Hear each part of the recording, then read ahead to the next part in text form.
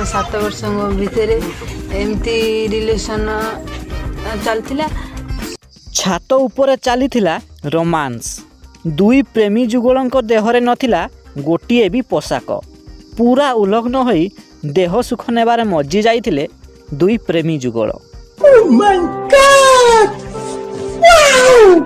किंतु ठीक एई समय रे सेठारे पहुंची जाइथिले झियर बापा। झियर बापांकु देखि सेठारु चंपट मारिथिला युवक जनक। आउ एबे बापांक सामना रे पूरा उलग्न होई छिड़ा होइथिला झियो। आउ तापरे सबु शेष। समझ रहे हो ना? झियर एमिति अवस्था देखि झियो को धक्का मारी घरु बाहर करदेले बापा। आउ झियोटी कौनसी उपाय न पाई सीधा धाई जाइथिला प्रेमिक पाखकु।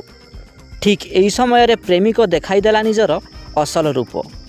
आउ प्रेमिका को कहिला, तमे किए?